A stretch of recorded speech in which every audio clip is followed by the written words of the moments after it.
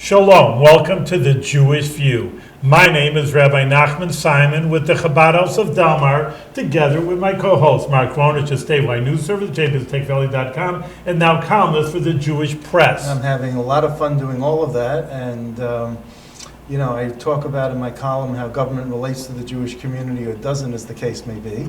And but unfortunately, alcohol and drugs relate to the Jewish community also. And the show today is really compelling.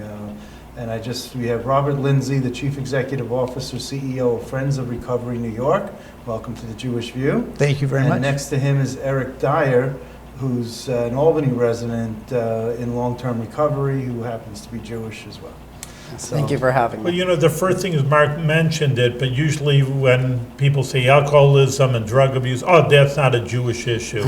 That's it's for the goyim, you would say, right. For the nations. It's not Jews don't get drunk. Right. And unfortunately, I'm a rabbi, but I consider myself an honorary social worker because people come to me for all kinds of help. Right. And unfortunately, it's not true. That the Jewish people, or I don't know about the percentages, I just know from a gut reaction that people come and there are problems. I don't know if it's less than everybody else. Well, Bob and I have known each other for 30 years, and he was with the Oasis. I was with the New York State Council on Alcoholism and Drug Dependence. Right, and that's where we first met. Yes. So when I've been interviewing him and talking to him for all this time, and he worked at Betty Ford Center. Correct. In California. Yep. And then after that, you went to... Well, I was vice president of a employee assistance program company, but also spent 8 years as the president and CEO of the National Council on Alcoholism and Drug Dependence, known as NCADD. So there's a, you're like Mr. Alcohol and drug abuse guy. You're the go-to guy that I would think of every time there'd be a situation like this. So, well, I certainly appreciate that compliment. But to really respond to your question, is that one of the things we know about alcoholism and addiction is that it's a chronic disease, like heart, diabetes, and cancer. Chronic, progressive, fatal if untreated, and genetically predisposed. So one of the things that we've learned along the way is that, like other chronic diseases, everybody's eligible. That plain and simple, some people's bodies metabolize and respond to the effects of alcohol and drugs differently than others, so that no one is exempt from being potentially someone who can develop alcoholism or addiction. We're all vulnerable. Yeah. And when I was in 5th grade, I wrote a book report that said alcoholism, a drug or an addiction or something, and I talked about how it was both, and I got an A on the book report, I think. But even back when I was 10 years old, I was still writing about alcoholism, drug addiction, and it doesn't seem like there's any way that we could ever get a handle on this, because I remember if you look at the old TV shows that are based on real life experiences like Dragnet, sure. You'll see heroin and the drugs of choice today were back in the 70s. Without and question. They're cheaper now, and they're more accessible now. Well, the good news, Mark, though, is that our conversation today can be very different than it was 20 or 30 years ago, literally. Because now we talk about 23 million people in this country over the age of 12 that are addicted to alcohol or other drugs. The great majority being alcohol. But the other thing that we can talk about that we could never talk about before is that we now estimate almost 23 million people as well are living life in recovery from alcoholism and addiction. You talk about 10% of the United States? Absolutely. Yeah, that's a lot. Absolutely. Have you personally ever been addicted? Or? I personally have not been addicted, but I come from a family where I have 11 family members living life in recovery today. So I've had the opportunity to see firsthand both the impact and effect of active alcoholism and addiction, but more importantly, the celebration of recovery. And that's the piece that the public literally is desperate to hear about, because we inundate them with the problem. We talk about all the numbers, we talk about all the people. It's all the news report is all about the drama and chaos of active alcoholism and addiction. So what is the recovery? What would happen if someone came either to you or to a professional hey, I got a problem, which is, I guess, half the solution always. They say, at least you know there's a problem there. Without question. I mean, the first process really is about the recognition that I'm in trouble. The reality is that some people are able to come to that point themselves, others are not. And in those cases, family intervenes, or the court intervenes, or an employer intervenes. And the first step is to make sure that we get that person to somebody who's both specifically trained and successfully experienced in treating recovery or treating addiction and helping people into recovery. So Let me go back. Unfortunately, like most other chronic disease, we usually say just talk to your physician. But in this case, we can't do that. You know, we can't say talk to your physician, talk to your psychologist, your social worker, or even your clergy person, because most of them really have received little or no training, Right. and more importantly, have not been successful in introducing people to recovery. So most important step is to get to somebody, again, specifically trained, successfully experienced in helping individuals and families. Is that through, well, I have someone in a congregant, and he is a doctor, but he has been trained in that. And just, again, like Mark's saying, different drugs, but it's really heroin. It just goes through cycles. And he gives them a different kind of drug to wean them off of the heroin. Is that part of the recovery? I'm sure it is. Well, it can be. So, but first of all, I want to just remind people that what we talk about is addiction. All of the press right now is really focused around heroin in particular. Right. But if you look at just the number of people that died due to addiction, it's about 132,000 people a year. About 88,000 is alcohol. About 44,000 is all other drugs combined. So to your question, though, in terms of the way that we treat addiction, for some people, the use of other types of medication can be very instrumental in helping people establish and or maintain their recovery over time.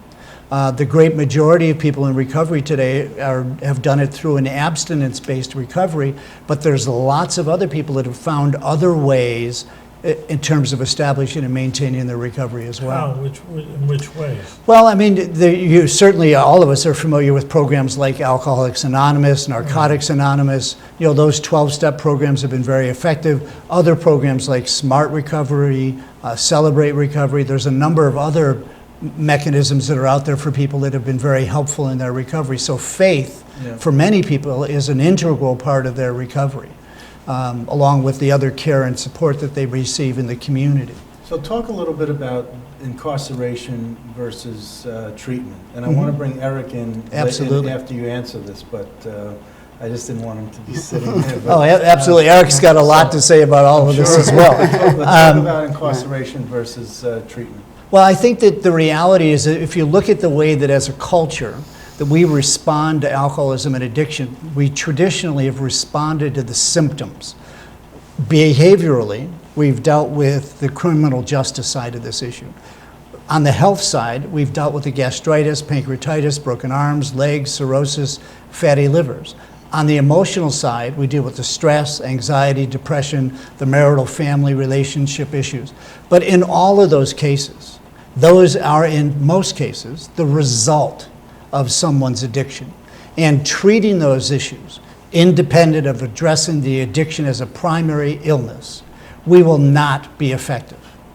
All we'll see is temporary improvement that on the physical side, maybe we've made the person physically healthy enough to be able to continue to drink and use. On the behavioral side, it's given us a sense that we've punished them and now we're safe. And on the emotional side, we see temporary improvement, but over time it's not successful. So from our perspective, when you look at the options of incarceration versus treatment, it is clear that treatment is the best strategy. At the same time, the reality is that some people, because of the nature of the crime, should in fact be held accountable for what they've done.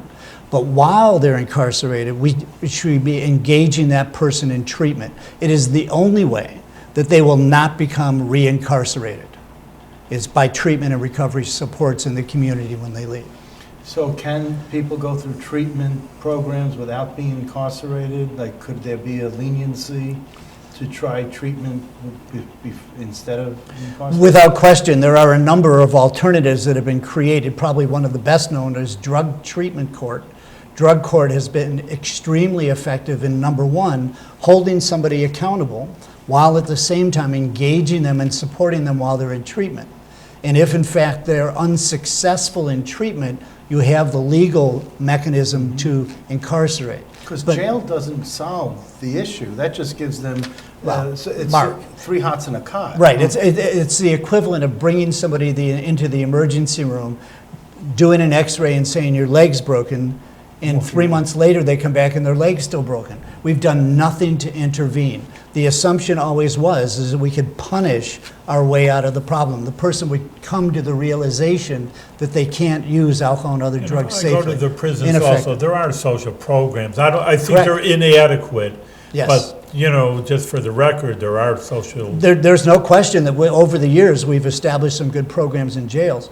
But the other side of that is regrettably, and this is a story from my own personal experience, I have a good friend whose son was a good student, good athlete, got injured, got put on prescription drugs, became addicted, and as a result of that addiction, committed a series of crimes that resulted in his incarceration. While he was in jail, he was given good program and treatment, but when he was set to leave, they did absolutely nothing to connect him to immediate recovery supports in the community. And that's the only way that most people are going to be able to effectively maintain their recovery. So at Friends of Recovery New York, the one thing we talk a lot about is the need for recovery support services in the community. Recovery community centers, youth clubhouses, family support navigators to help the families, and recovery coaches to provide that kind of support in the community. And when we do that, we're not only more effective with individuals in terms of maintaining and supporting their recovery, ultimately we save an enormous amount of dollars and resources when we treat it right. Do you work with other treatment centers, like the ones in Schenectady or the ones in the regionally? Or? Well, Friends of Recovery New York is a statewide organization, so we work with all the organizations that are out there. Our particular interest right now is the recognition that we've invested a lot of dollars and resources in prevention, in treatment. The piece that's most underdeveloped is that recovery support services in the local community. And the reality is that I said that we've invested a lot of money. The reality is that we've invested nowhere near what's needed and necessary. It is an absolute drop in the bucket. Okay. So I want to bring in Eric. Yep. Terrific. He has a Hello, compelling, Eric. He has a compelling story. I mean, you don't look worn and tattered and whatever, but you've been through a lot. So again, you're 26 years old. You went to Union College. When did your interest in drugs and alcohol start? I mean, I had started, I guess you would call it experimenting, right, with drugs and alcohol at a very young age, around the age of 12. And it progressed fairly. You were getting ready for your bar mitzvah. Right, exactly, as I was studying, actually, Okay. right? And as my disease progressed, it went from things like trying a little bit of alcohol and trying some marijuana to harder drugs. But I was very fortunate to be brought up in a family where you hear a lot of the times people say addiction is a family disease. It's a family illness. It's genetic. I was fortunate enough to be brought up in a family of recovery because I had a father who was in long-term recovery. Really? I had a grandfather who died in recovery, and I had uncles and aunts in recovery. So that made a huge difference for me. Do you So, think it's hereditary? I mean, I'm not a scientist, so I No, can't but speak have to you that. asked have you asked that question? Have you We're- gotten an answer? But I would answer your question this way. My grandfather Yeah, had it. My dad has it. right. I have it. And multiple siblings of mine have it. Not all of them, but more than one of us. So I think this says a lot about whether or not it is. So how genetic. many children in your family? Well, I don't think we have enough time for this session to No. explain that. But No, okay. there's altogether about 7 of us if you include step siblings and half Right. siblings and Okay. Multiple marriages. exactly, right, yeah, okay. modern family. Okay, so you have how many siblings? 7? So yes, Okay. including myself. And then how many of those 7 are? I confidently speaking, 3 of us, 3 of them. including myself. Okay. Yes, and then the other 4 you don't know, but they could be. yes, you could say yes. Okay. Yeah. Now, you were 12, you were experimenting, you went 13, it was half of a lifetime ago. Right. You know, you went through your bar mitzvah. There's obviously a lot of drinking at bar mitzvahs. Yes. The bar of the mitzvah. Bar mitzvah, right. Right. And then, you know, did that sort of accelerate things? I mean, you were in junior high, I guess, or middle school at the time? Well, I mean, a lot of it wasn't like my friends were also engaged. There wasn't peer pressure. It wasn't like my friends were also really engaged in it. What had happened to me was, I explain it like this. I had liked sports. I had liked hanging out with friends. I had liked all those things. I had experimented with marijuana, and it was like flipping a light switch. Like everything changed for me. It was like that was the feeling that I was looking for my entire life. I look at it as like I had this void, and I was trying to fill a void, and like that was what filled the void for me. And why did it make you feel? Well, it made me feel like I could fit in, even though I already had friends and I played sports and I did all the normal things that someone in middle school would be doing, in a great community, by the way, with a great family. In Massachusetts. Correct. I still, it allowed me to feel like I could be comfortable socializing with people and that I could do all the things I wanted to do without fear. I wasn't scared to fail or scared to succeed. I could just do what I wanted to do. And I think you had asked a really good question before about the incarceration issue. So I as someone who's experienced this, look at this as really a healthcare issue. Because for me, as that roughly 10% of the population, what happens is I have an allergy to drugs and alcohol. And what that means is, all that really means is that I have an abnormal reaction when I put drugs or alcohol into my body. So a normal person can have it, take their beer, put it down, be done for the night. When I have a beer, for example, I cannot stop thinking about it. I will crave it, and I will do all of these things that my good Jewish mother did not bring me up to do, because I will do anything to get to that craving. So for me, as that 10% of the population who has this chronic illness and this allergy to drugs and alcohol, the solution that I've found has been largely based, I would say, in community support and in faith. I attribute a large part of my life today to the fact that I have a program of recovery that incorporates faith and having a belief on a daily basis. So you didn't give up on Judaism and say, "Oh, look, this is what got me into this, and I'm going to go a different direction, maybe find a different faith or something." No, I was very fortunate. I went to Solomon Schechter Day School till about 5th grade, In Massachusetts. Correct, in Massachusetts. And what I love about Judaism is that you're always taught about this loving God. And that to me was so helpful through the pain and suffering that I went through, because I always knew that there was this power greater than myself, that it's like this is this loving God that wants me to do right. And some of my peers in recovery don't necessarily always feel that way based on the way they were brought up, in terms of their relationship with God. But I had always had a loving, kind relationship with God, so it made all the difference. Mark, I just wanted to say, because we are in the Jewish View, Sure. but I mean, what's helping Eric is really the Lubavitcher Rebbe said would help all society. Just a little bit of tangent, just a commercial from the Rebbe, from our sponsor. But I mean, he did say, because listen, there's other issues. Obviously, we get onto the program and we have all kinds of politicians. And they'll say, what's the biggest issue? The DA, for example. Sure. Heroin. Yeah. I mean, this is like the number one issue. Absolutely. And in society today, in a lot of places, and crime is obviously another big one. And the Rebbe always felt that if people would have a feeling of a higher authority, Yes. we're just saying faith, a belief in a higher authority, that would cure a lot of the societal ills. So it's a known thing. AA, I know, works with Absolutely. that a lot, but just a living proof that, there's somebody or something, God, that it's higher than yourself. Without question. So when did you move from alcohol to drugs, and what was that transition like? I mean, Not that alcohol's not a drug, but you know what I'm right. saying. Well, I mean, the majority of my experience initially was with marijuana. Okay. And I never drank a lot because I grew up, once again, in a family of recovery where my dad identified as an alcoholic. So I said, if my dad's an alcoholic, I definitely can't drink, but I can maybe smoke some marijuana, because that wasn't his problem.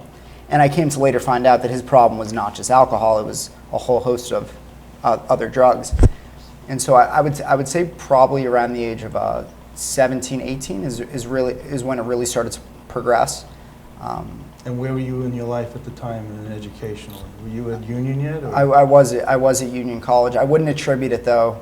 No, to- I was just yeah. asking what that, I wasn't making a connection, because I always think of U-Albany as the party school. Right. And then you went to Union, and I don't think of that as much of a Right. party school, Yeah. but maybe you made it a party Yeah, school. right. Yeah, I would say probably around 17, 18, but a lot of it had to do with the mix between being in college and going back home as well, because I mean, the reality is, it's like I went to school with all of these people who, as you guys know, on a college campus, people party, they drink, they do drugs. However, since they didn't have the chronic illness of addiction that I have, drugs and alcohol didn't affect them the same way. So I can recall when I was probably about 20 years old, picking up the phone and calling my dad, who once again is in long-term recovery, and saying like, I need help. Oh, really? And that made all the difference in the world, because once again, I had a dad who lived this life of, I'm proud to be in recovery. So he removed that stigma and that negative energy that sometimes people put around recovery, and he made it into this positive thing because of all the things he was able to accomplish. So I was able to pick up the phone and call my dad and say, I need help. And he was able to connect me with other people who could help me. And that's really what made all the difference in the Did world. you know, get help locally here?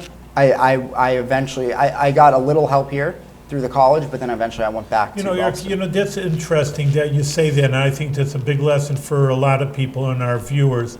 Like you're in law school. I don't know if we mentioned that your union Not yet. You're jumping prestigious. ahead. Well, I'm just saying you're making it in the world. And like kind of Mark says, you don't look like some drug addict off the Sure. off the street, to say the least.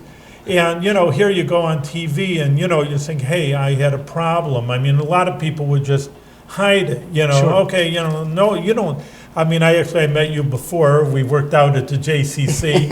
I don't assume a person's a former drug. Yeah, a nice Jewish boy that's going That's to right. law school. That's all I knew from, and maybe, obviously you could have hid it. I'm not an FBI agent Right. to ask you what you did in your past life. But is that part of the recovery? Do they teach you that a little bit? Just be honest, and what you are. And second question also, you say recovery. What is constantly? Now you're clean, but what means for a person to be constantly in recovery? Right. Great Well, recovery, for at least for me today, it's a way of living. It's a way of life. So I don't no mind-altering substances. That means no alcohol, drugs, or any other type of mind-altering substances. I don't put any of those into my system. No coffee? No, I mean, you can't say no to coffee. That's it. Yeah. Caffeine's a drug. So yeah, can't say no to coffee. But what recovery really means to me today is that I can live my life free. I don't wake up having to clench my knuckles saying, oh, I don't want to use drugs today. Don't want to use drugs today. And I don't have to walk into a restaurant and say, oh my God, there's a bar there. I don't want to drink. Those things don't cross my mind today. On a daily basis, my mind is usually focused on the solution, which for me, the recovery solution happens to be a lot of times helping other people, whether or not they're in or out of recovery, and just essentially trying to get outside of myself in any way that I can. Because a lot of what I've found with the disease of addiction is a lot of it has to do with me being very selfish and me being very self-centered. And when I do little things like reach my hand out to other people and go out of my way to help someone, I stop thinking about myself, so I stop thinking about my addiction, and I tend not to put mind-altering substances into my body. It's interesting because I have a person who won't come to my synagogue because he's a good friend, but he won't come because, of course, by Jews we make kiddush on wine. Sure. He can take a little l'chaim, we're not really drunks, but, just one little shot. He says, no, there's the alcohol there. I will not come to your synagogue. I like your rabbi, but, and here you don't mind going into a bar and saying, hey, there's the alcohol, and doesn't. Right, just don't offer him a drink, that's all. Right. Yeah. And even if you did offer me a drink, it's like I've been given these tools through my recovery process where it's not something that emotionally impacts me. I'm not sitting there thinking oh my God, No, you they have a offered me strong drink. will, you do. And you're young, maybe that's something else that attributed to, because, someone who's in their late 40s and gets into this situation might not be as able to handle it as well as you have. But, what I wanted to ask you was, what did you do when you said to your father, I need help? Did he say, well, come home? Did you drop out of Union? Were you already out of Union? Where was this? Well, I was still at Union at the time, And his response was essentially, I know. Because he had no, I mean, he essentially knew the entire time, but he knew from his own experience that it was one of those situations where I really had to come to him to ask for help. Because a large part of this is, like you had said previously, like acknowledging the fact that I had a problem. And so for me, I had to voice that to him. And then as soon as that happened, he was able to start putting me in touch with other people who were in recovery. Okay, so what were your majors in major and minor in union? Maybe history and religious studies. Okay, so it had nothing to do with chemistry or anything No, like that? no, that's my brother. That's your brother? Yeah. No. Yeah. So did you finish union? Yeah, so I graduated Union in 2013, Uh-huh. and now I'm finishing Albany Law School and Union Graduate College. Well, formerly Union Graduate College, now it's Clarkson University, Right. getting a law degree and an MBA. Oh, wow. So you travel from Albany out to Schenectady every day? Or? Not so much anymore because some of the classes are in the Schenectady campus, Yeah. but a lot of them now they do online. So I can, Online? Yes. And you're interning at a law office? Or doing Correct, something? correct. Which law office? And that's called Barclay and Damon. Oh, okay. Yes. That used to be Hiscock and Barclay? Correct, yes. Oh, okay. Yeah. One of the things that I wanted to mention quickly, Go and you ahead. touched on it a little bit, was that much of our work is really about breaking the stigma that is attached to addiction and recovery. Because that stigma prevents millions of individuals and families from seeking help. Yeah. But in addition, it also results from a policy perspective in discrimination that creates barriers to recovery. Right. So much of our work is about breaking those things down. And clearly, the best way to be able to do that is when people like Eric are so matter of fact, both about their addiction, but more importantly about their recovery, to offer the hope that individuals and families watching this show and listening to it that are so desperate to hear that the reality of recovery is out there for anybody who can find their way to get the right kind of help, support services in the community. That's interesting. Of all the schools that you applied to, which other ones, the law schools or whatever, which ones did you get into? I got into New England Law School, and I will say this about New England Law School, which I appreciate. I wrote my essay on recovery because that's, I mean, the trauma of addiction. I mean, it took a lot out of me, and it brought me to places I never thought I would be as a good Jewish boy who went to Solomon Schechter. And so I wrote about that in my essay. And at New England Law School, they wrote back to me. The dean wrote a little note on it, like, congratulations on your recovery, you're doing so well. And that to me was like a huge... Was it part of an acceptance letter? Yes, Oh, it okay. was. But we're not going Right, to. right. And that to me went such a long way because Yeah. it shows when the community accepts it and Right. doesn't put that stigma around it, No, but it it's makes nice all the that he difference in gave the you world. the Kanohara, he Yeah. gave you that other push, Right. So, that was very nice. It's very touching. Yeah. So, Mark, I wanted to ask you a question. It's interesting. We have so many, like I say, politicians and everything, DA in the whole area, and sheriffs, literally. And, again, they say the drugs. And I personally, because, again, I have 10 hats. Like I said, I think, Sure. special social worker. Yeah. And, I don't go into prisons and, you see what, like you saying, what it can lead to. I can't stand this legalized marijuana. But then people throw it back in my face. Because a lot of, even their regular, Jewish people, you think traditional, how much money we're going to make society and Sure. I don't know, whatever. And they say, but like your fact was alcoholism is even worse than, without question. So they said, well, why don't you petition to go against the alcohol, which I wouldn't. Yeah. Got to make kiddish over here. I mean, the reality is that those kinds of efforts have been made over the years. But I think more importantly right now, what we really need to be doing is listening to the voices of people in recovery, families in recovery, who are willing to share those experiences with the public, with policymakers and others to say that as you develop programs and services, as you develop policy, base those on our experiences as people in recovery. That way, we're going to be much more effective in providing the real help and support that individuals and families are so desperate to get. and you should ask Eric about legalizing marijuana. He's the one who that's the gateway drug for you. Well, I would say this, as if you are part of the 10% of the population who has the chronic illness, of addiction, it would be very hard for someone like myself, for example, to be ingesting marijuana and just go about my life.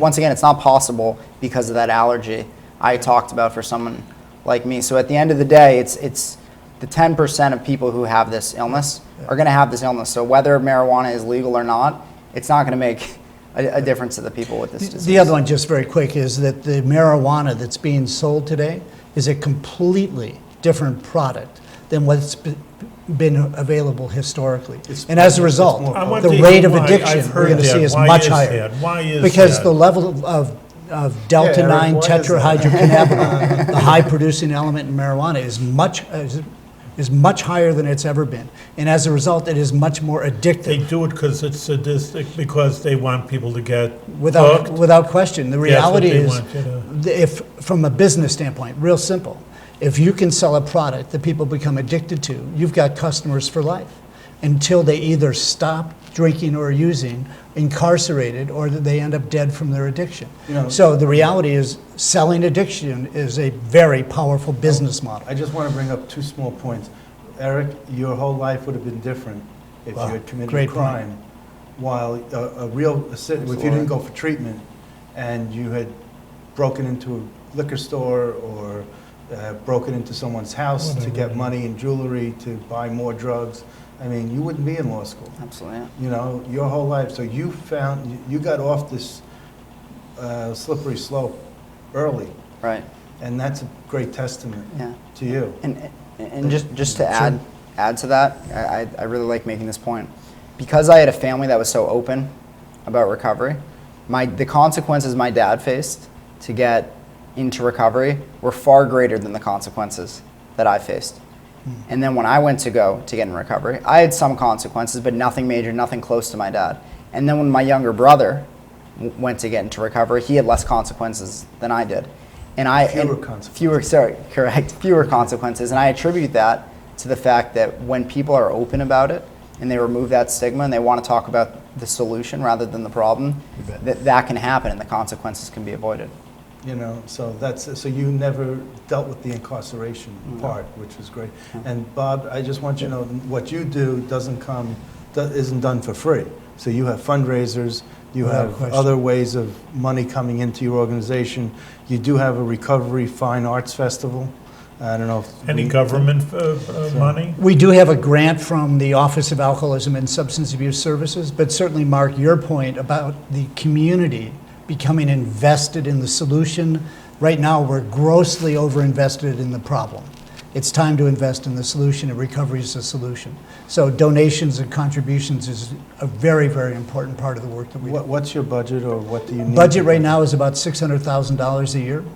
You know, but it doesn't even begin No, it to address the doesn't. You demand. alone are worth $600,000 a year. That's So, awful nice to hear. You but- alone, but you know. It's going to be your board of Yeah, directors. right. You're totally The board of- underpaid, obviously. Yeah, I mean, but the reality is that the real issue here is the return Yeah. on investment in terms of dollars. Very When you look high. at somebody like Eric, Yeah. so we're able to intervene when somebody still has their health, still has their family, still has their job, still has their freedom. Right. Our capacity to recover is much better.